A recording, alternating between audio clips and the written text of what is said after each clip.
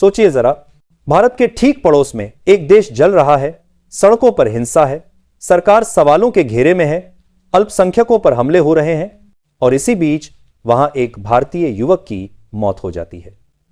दूसरी तरफ रूस बांग्लादेश पर सख्त होता दिख रहा है, अमेरिका अल्टीमेटम की भाषा बोल रहा है और इन सब के बीच इजरायल ऐसा कदम उठा चुका है जिसने पूरी दुनिया को साफ संदेश दे दिया है, डर अब विकल्प नहीं है। आज सवाल सिर्फ बांग्लादेश का नहीं है, सवाल भारत का है। क्या भारत अब भी इंतजार करेगा या फिर पीएम नरेंद्र मोदी नेतन्याहू की तरह तगड़ा फैसला लेने के लिए तैयार हैं? आज के इस वीडियो में हम इसी असली खेल को परत दर परत खोलेंगे। आज हम बात कर रहे हैं एक ऐसे भू राजनीतिक संकट की जिसने पूरे दक्षिण एशिया को हिलाकर रख दिया है। बांग्लादेश, जो भारत का सबसे संवेदनशील पड़ोसी माना जाता है, इस वक्त गंभीर राजनीतिक और सामाजिक अस्थिरता से गुजर रहा है। अंतरिम सरकार के मुखिया मोहम्मद यूनुस पर आरोप लग रहे हैं कि उनकी अगुवाई में देश में न तो कानून व्यवस्था संभल पा रही है और न ही हिंसा पर लगाम लग रही है। हाल के दिनों में जो घटनाएं सामने आई हैं, उन्होंने भारत समेत पूरी दुनिया को चिंता में डाल दिया है। बांग्लादेश में हाल ही में एक बड़ा राजनीतिक झटका तब लगा जब युवा नेता शरीफ उस्मान हादी की गोली मारकर हत्या कर दी गई। इस घटना के बाद पूरे ढाका में विरोध प्रदर्शन भड़क उठे और यूनुस सरकार की क्षमता पर सवाल उठने लगे। हालात इतने बिगड़े कि सरकार को राष्ट्रीय शोक तक घोषित करना पड़ा। यह सिर्फ एक हत्या नहीं थी, बल्कि यह संकेत था कि बांग्लादेश अंदर से टूट रहा है। इसी बीच एक और खबर ने भारत को झकझोर दिया। बांग्लादेश में एक भारतीय नागरिक जो हिंदू समुदाय से था, उसकी भीड़ द्वारा पीट पीट कर हत्या कर दी गई।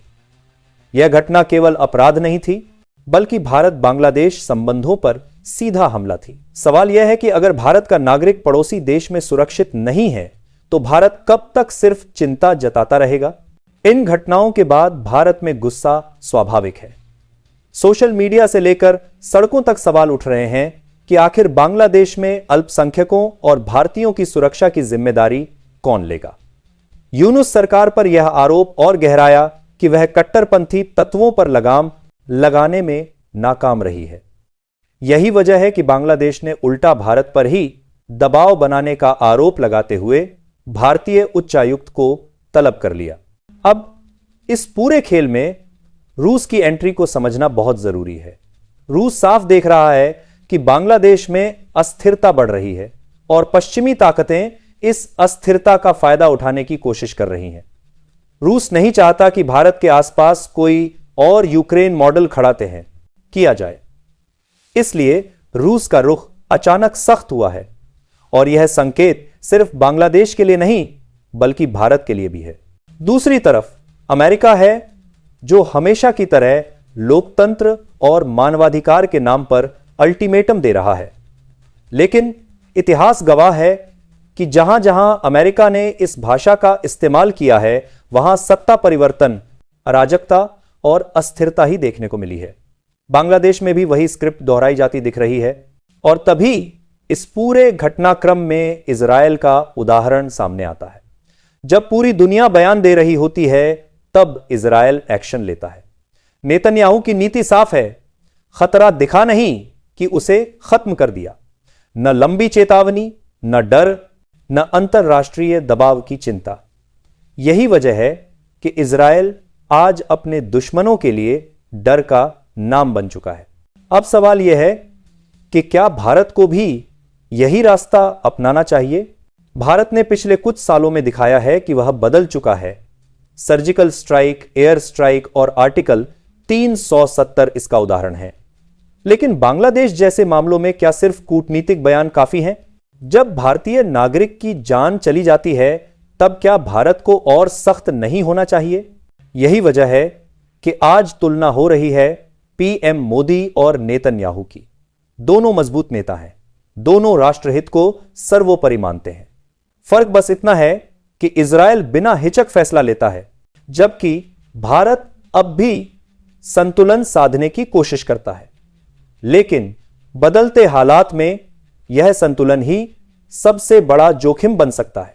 बांग्लादेश की आग अगर भड़की रही तो उसकी लपटें भारत तक आना तय है, चाहे वह अवैध घुसपैठ हो, कट्टरपंथ हो या भारत की आंतरिक सुरक्षा। इसलिए सवाल यह नहीं है कि भारत कुछ करेगा या नहीं, सवाल यह है कि भारत कब करेगा और कितनी ताकत से करेगा। आज भारत एक ऐसे मोड़ पर खड़ा है जहां हर फैसला इतिहास लिखेगा।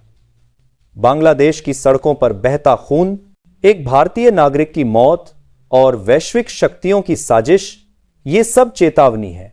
चेतावनी इस बात की कि अब सिर्फ बयान देने का दौर खत्म हो चुका है।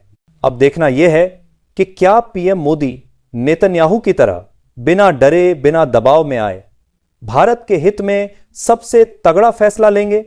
आप क्या सोचते हैं? भारत को क्या करना चाहिए? कमेंट में अपनी राय जरूर लिखिए।